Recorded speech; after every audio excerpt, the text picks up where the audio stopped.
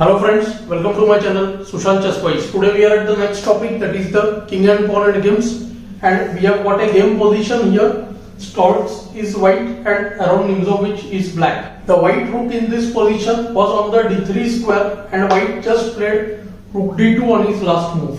The first impression that white had about this position is that after the trade of rooks, he has got two passed pawns, and that should enable him to win the game because the passed pawns are somewhat advanced and they are far away from the black king.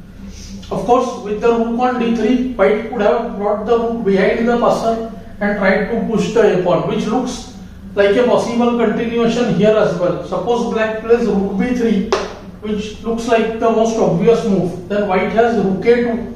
When after rook into g3, we see that white can start advancing his pawns.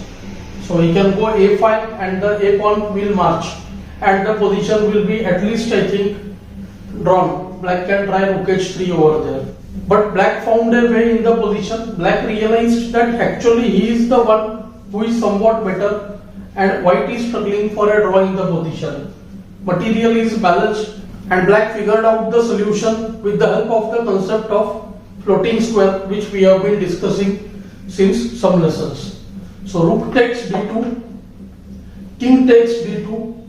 Now it looks like white has got what he wanted, because if king goes to d6, then we can just go kd3 and pick the pawn on d4, right? But here comes the move f4, which white had not expected, because what happens is after g into f, kf4, we see that b6 and b7, b8 will be coming with a check, and white seems to be winning in the position.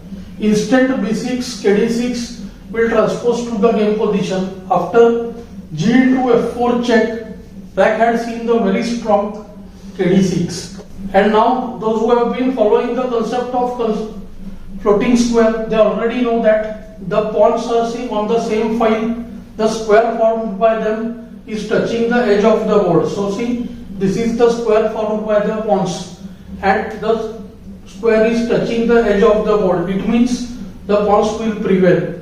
We can say similar about the white pawns also, but what we see over here is the white pawns are a bit behind and the black king is right on time to stop any of the pawns. The f and the b pawns are 3 files away, but the black king is really well placed.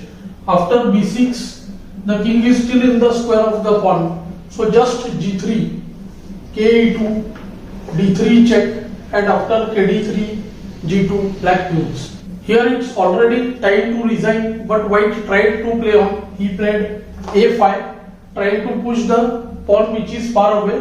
Black goes g3, a6, forcing king c7. After a7, there comes kb7. So now white tries to go for queen versus pawn position, but we see that the black queen is coming way too early and the white pawns are not much advanced.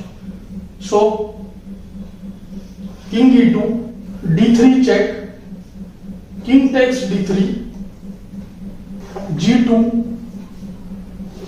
ke4, g1 equal to queen, and here white played king f5. Basically he is trying to get his king as ahead as possible because he has got the bishop pawn here.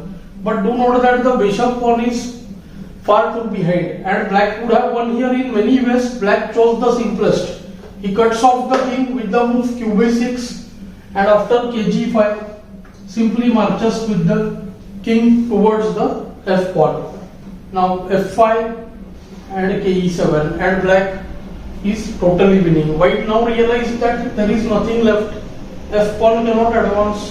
a7 allows queen a7, and the position is of course totally lost. There is nothing left to play for. So the concepts, whatever we are learning, they can be very handy, and we see from time to time how masters also make mistakes, sometimes in calculation or sometimes in judging the positions.